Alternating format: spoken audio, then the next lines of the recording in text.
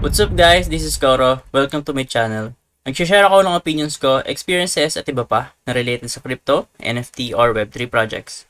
I'm a part of Marites Gaming Guild and Zen Talpakan Guild, mga community na tumutulong para ma-educate ang mga tao about crypto and investing. Hindi kami mga financial advisors at nandito lang kami para tumulong sa inyo. Mandatory pa din na you do your own diligence. So without further ado, let's dive right in. Yo guys, what's up? Welcome back dito sa ating channel. Koro NFT nga pala, and for today, bibigyan ko ng update dito kay Chroma Network. So as you can see, nandito tayo sa kanilang website na KCU or Chroma Creative Universe. So as you can see, meron tayong tinatawag na Ortopia, Factory, and syempre yung ating airdrop. So para saan nga may mga nakikita natin na to, and bago natin discuss yun is, bibigyan ko ng pahapyaw doon sa kanilang mga documents. So unang-una guys, Chroma Summer Programmer Season 2 kicks off. So by participating dito sa kanilang mismong KCU or dito sa kanilang Chroma Summer Pro Gamer Season 2 is makakuha tayo ng OR. So if ever nasusubaybayan nyo yung mga nakaraang video ko about Chroma, which is yung last video natin is yung kanilang Galax campaign na pangalawa, meron tayo doon nakuhang mga OR and hindi natin alam kung para saan yun, pero right now na-reveal na para saan nga ba yung ating mga OR. So discuss natin kung ano nga ba si OR or what is OR. So by going through this document, so medyo mahaba siya pero bibigyan ko ng gist. So as you can see, ito yung kanilang infographic. Meron tayong tinatawag na OR fragment, pero guys yung nakuha natin dati or yung last time sa Galax campaign nila is OR na siya. Meaning hindi tayo dadaan dito sa OR fragment. So pwede tayo makakuha kasi ng OR fragment right now. Tapos yung OR fragment is gagawin natin siyang OR, which is yung meron tayo. And then yung OR natin is ipaprocess natin siya para maging Mystic Alloy. So after siya maging Mystic Alloy, pwede natin siyang i-transform into a Mystic Box. And by revealing yung mismong laman ng Mystic Box, pwede tayo makuha ng Gamer's Item. And another thing guys, ito yung kanilang success chance. As you can see, ang OR fragment. So pag OR fragment, ginawa mo siyang OR is 100% success chance siya, pero kailangan mo ng dalawang OR fragment para makabuo ka ng isang OR. And then yung OR natin, kailangan mo ng isa lang para maging Mystic Alloy, pero ang success chance niya lang is 80%. And then guys, yung ating Mystic Alloy finally is gagawin nating Mystic Box. Ang kanyang success chance lang is 60%. And finally guys, yung ating Mystic Alloy, i-transform natin into Mystic Box. So kailangan nating dalawang Mystic Alloy para makabuo tayo ng isang Mystic Box, and ang success chance lang niya is around 60%. And syempre guys, kapag nakakuha tayo ng Mystic Box is 100% chance naman yung ating Pro Gamers Item. Pero syempre guys, yung ating Pro Gamers Item is meron din siyang iba't ibang rarity and category. So kasi meron tayong iba't ibang category like yung desk, monitor, mouse, keyboard, headset, and then yung ating gaming chair. And then kada isang category is may iba't ibang rarity from common to uncommon and then hanggang unique. So as you can see, ang probability nito is medyo mababa lang, yung mga unique, which is yung naka-red, no? As you can see, 0.16, 0.16, 0.17. So less than 0.5% lang siya. So medyo mahirap siya kuhanin. So next guys, dahil alam nyo na kung paano mag-craft dito, and then mas makikita natin siya mamaya kasi itatry natin mag-craft. Para saan nga ba yung makakuha natin mga gamers item? So yung gamers item na yan is i-equip natin, pero hindi ko pa mapapakita sa inyo kung paano siya equip kasi yung mismong ating Chroman is hindi pa siya nilalabas, and then doon natin equip yung ating mismong mga items. And then guys, as you can see, kapag nabuo mo yung mismong items natin, for example yung common, nabuo mo yung mismong set niya, 60 times 2, so meron tayong 120 points. And then syempre sa unique, mas mataas, no? 4,200 yung set niya kapag nabuo mo siya, and then kapag ibuboost natin siya, which is yung times 2, magiging 8,400 yung score natin. And finally guys, yung score na to, ito yung magde-determine ng makukuha nating KRO token airdrops. As you can see, no, the more points yung makukuha natin is the more airdrop yung makukuha natin. Pero syempre take note na above 60 points yung ating kailangan dito. And syempre guys, meron sila ditong sinabi na parang secret nila, no? So by equipping a full set, you could potentially earn a significant double-digit amount of KRO at least. And then syempre inad nila, if you are lucky, it will be up to 4-digit amount of KRO tokens. So medyo marami yun, and then syempre abot yun ng ilang libo kapag ka-convert natin sa susunod into a USDT. Or in short, kapag tinipin na natin yung ating Chroma or KRO airdrop. And lastly guys, lahat ng yan is mangyayari dito sa kanilang KCU or Chroma Creative Universe. So ito yan guys, yung kanilang infographic, which is yung pinakita ko kanina nung umpisa ng ating mismong video. So hindi ko na i-discuss yung itong medium nila about KCU kasi gusto kong pakita sa inyo mismo kung ano yung tsura ng mismong KCU or Chroma Creative Universe. So as you can see, ito yung mismong ating website, kcu.chroma.network. So medyo kakaiba to unlike sa mga ibang mga airdrop na nagawa natin, no? So mas interactive to and mas nakaka-excite. Meron nga ako guys kilala dito, so shoutout sa'yo, no? Si Tito OX Gem. So if ever nanonood ka, shoutout sa'yo. So marami siyang na-mint dito, and I think around 1.5 ata, ETH na yung nagastos niya dito. So around mga 300 to 400 US dollars ata yun. And then I think malapit na niya mabuo yung lahat ng set kasama yung unique. And then guys, as you can see, meron tayo ditong I think 6 na areas, no? Una-una is yung Autopia, next is yung Factory, and then yung Agora, Gate, Armory, and then yung Airdrop finally. So nakasara pa yung tatlo dyan. And ang open pa lang is yung Agora, Factory, and Autopia. So sa Autopia, dito tayo makakuha ng ore. And yung nga nabanggit ko, nakuha tayo ng ore dati sa kanilang Galax campaign and ended na yon. So meron tayong new ways para maka-earn. And then click nyo lang yan, tapos pwede kayo mag-participate dito. So as you can see, ang kanilang main is yung kanilang in-track. So pwede ka makakuha dito ng ore. Then meron din dito sa mga ibang mga website. So click nyo lang yan if ever interested kayo. And then yung iba, pwede kang makakuha ng price na USDT. And sabi nila guys, ang insights nila dito is around 0.10 US dollars lang ata per quest, no? Tapos around mga times 3 to times 5 ng mga magagamit mong pang gas fee dito, yung kikitain mo dito. So meaning parang nag-i-invest ka rin kasi kapag gumagawa ka ng quest and then syempre makakuha ka ng airdrop and then yung airdrop na yun is may potential reward and pwede natin siyang ipapalit into USDT. And nga pala guys, yung kanilang mga quest is ililink ko sa ating description box. So isa-isayin natin yan right now. So gusto kong pakita sa inyo ng pahapyaw. So unang-una or yung kanilang main is yung kanilang in-track. So as you can see, pagpunta mo dito sa website, ito yung in-track and then click natin tong Pro Gamer Season 2. So yan, by clicking makikita mo yung ating reward. As you can see, meron tayong potential reward dito na ore. So gagawin mo lang lahat ng quest na to tapos pwede ka na makukuha ng ore. And by the way guys, mag-end to in July 30. So dapat gawin nyo na siya as much as possible para hindi kayo mahuli or magawa nyo na agad yung mga quest dito kasi guys, syempre baka makaligtaan nyo, mabilis lang naman ng time. Next start ito noong June 27 and as you can see, around 2 weeks na tayo right now. Next quest is yung from Galax nila pero right now ang kanilang reward dito is in USDT. Next is Task On, USDT rin yung reward dito. Next is yung Overtake, I think, or yung reward dito. Ayan, as you can see, reward yung ore natin dito pag tinapos natin to. So, hindi ko pa siya ginagawa kasi hindi ko siya bibigyan or I mean, hindi ko siya ipapakita sa inyo isa-isa kasi parang ano naman siya, no? Direct to the point lang naman or sobrang dali lang sundan. Kiklik mo lang yan tapos matatapos mo na yung quest. So, ano siya, straightforward siya. So, as much as possible, dapat gawin nyo talaga siya kasi click-click lang naman tayo dito pero syempre, kailangan natin ng pang gas fee. Next guys is yung kanilang Zilli campaign. As you can see, ang total reward natin dito is around 500 USDT. And then lastly, meron din tayo sa quest and then 10 USDT ang ating possible reward dito. So gagawin lang natin yan. So possible makakuha tayo ng reward and then as you can see, konti pa lang yung ating questers, wala pa siyang 2,000 na tao. So going back, nandito tayo sa KCU. So hindi ko napapakita sa inyo yung Autopia guys ha, kasi madali lang naman yan. So straightforward naman yan. Click-click ka lang para makuha ka ng ore. So gagawin natin is punta tayo sa factory para mapakita natin sa inyo kung paano mag-mint ng Mystic Alloy. So ito yung ating ore. As you can see, meron tayong 40 na owned which is yun nga ang galing sa ating Galax campaign season 2. So hindi natin alam dating kung para saan yung ore na yun. So ginawa ko lang talaga siya. So ang pagkakaalam ko or pagkakaalala ko is marami pa ako rong hindi nagawa. Pero yun nga, mas marami sana ako makuhang ore if ever nagawa ko siya. So click natin yung exchange. So try natin ng 40. So try natin 40 agad. So check pala muna natin guys kung ilan yung pang gas fee. As you can see, check natin 27.83 yung ating pang gas fee dito. So ang pwede nating i-mint dito is 20. Ang alam ko 20 kailangan natin dito. Tama ba?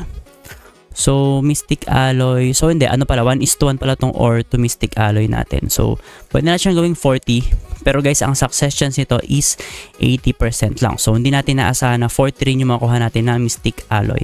So, click natin yung exchange. Yan. So, approve natin, which is yung step 1. So, let's proceed. Click natin yan. Siyempre, meron tayong babayarang gas fee pang approval ng ating ore. So, para magalaw nila yung ore natin. Yan, so confirm lang natin yan. So huwag kayong mag-alala, approve nyo lang yan kasi kailangan talaga nila ng permission para magalaw yung ating ore and then exchange nila into Mystic Alloy. So after ng approval, hindi pa yun yung mismong natin yung exchange. So click pa lang natin yung exchange kasi in-approve pa lang natin siya nung first step natin. So exchange natin, so mababa lang yung gas fee, no? So sobrang baba lang. Isipin nyo 40 yung pinalit ko pero 0.01 lang yung estimated gas fee. So transaction success tayo guys, no? As you can see, and then going back dito sa atin, 27.84 ata to. So naging 0.83 lang. So sobrang baba ng gas fee pang exchange. So click natin ulit tong factory para ma-check natin. So owned pa rin natin is 40. So hindi ko sure kung parang naglalag ba tayo dito or something. So click natin yung inventory. So meron pa rin tayo, no? So Mystic Alloy is 12. So I think itong Mystic Alloy na to guys is nakuha nga pala natin dito sa kanilang mismong announcement kanina, no? So as you can see, meron tayong nakuhang Mystic Alloy from KQM. So yung KQM is yung kanilang Galax campaign dati nung unang-una, so Galax campaign 1. So meron tayo.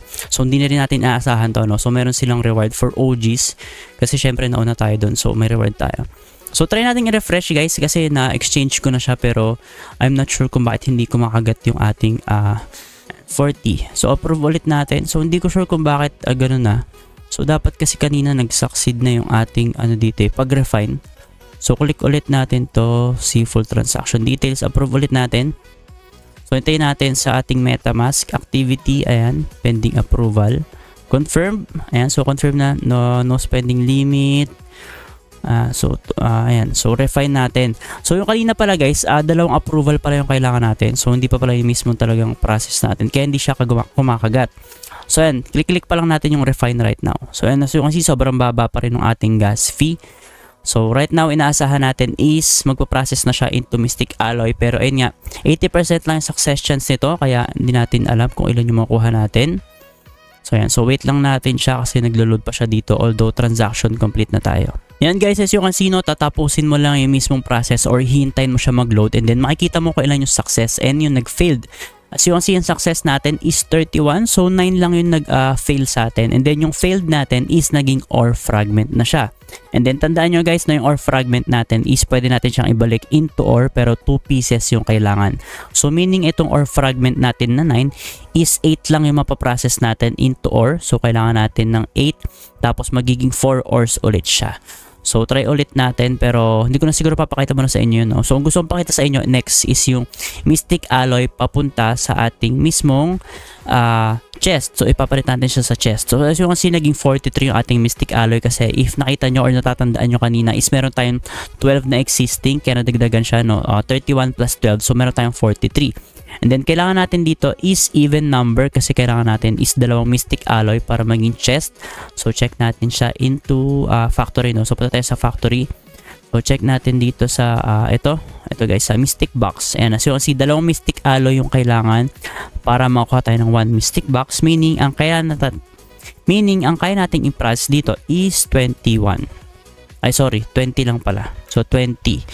Ayan, so hindi pala 21. So pero dapat alam ko kaya ng 21 kasi 42, di ba? So try natin 21. So hindi pala kailangan. So I mean hindi pala kaya, no? Material quantity. Kailangan pala yung mismong quantity. So try natin 42. Ayan, 42 quantities ng Mystic Alloy. And then ang expected natin is Mystic Box na 21 pero 60% lang yung success chance natin. So try natin siya. So approve ulit natin to and then papakita ko sa inyo kung ilan yung makukuha natin na Mystic Box. And guys, after ng first approval natin, pwede natin siyang combine. So combine natin, no. So sana mag-succeed karamihan, no, kasi sobrang taas ng 40% failure. So 21, so sana naman around 15 Mystic Box yung ating makuha dito. So click natin yung combine. Tapos confirm natin yung ating mismong transaction. So sobrang baba ng gas fee dito guys, no. So ang medyo mataas siguro is yung paggawa ng quest around 0.10 ata, no. And so ayan na, nagpa-process na siya. So hintayin ulit natin yan guys. Although confirmed na yung ating transaction sa MetaMask kasi yun, see, ayan, tapos na siya. Hintayin nyo siya kasi maglo-load pa siya. So pwede mo naman siyang i-refresh or i-close kasi nakalagay na factory keeps on running even if you close this screen. So kahit i-close nyo siya, basta nag-process na kayo or nag-succeed na yung mismong transaction nyo kay blockchain or sa MetaMask, no, hintayin lang natin itong matapos. Yun guys, yung kasi meron tayong nakuhang 11 na success. So ang hoping ako sa 15 pero yun, okay na rin yun. 11 and then nag-fail sa atin is ilan ba yun? I think 10, no? And then yung 10 natin na failure is naging ore fragment naman siya. So ayan, so pwede tayong bumalik dito sa ating fusion chamber para makita natin kung ano yung ating Mystic Box na makuha. So reveal agad natin. So I think pwede natin siyang i-melt din. Kunyari nakuha ka ng dalawang desk.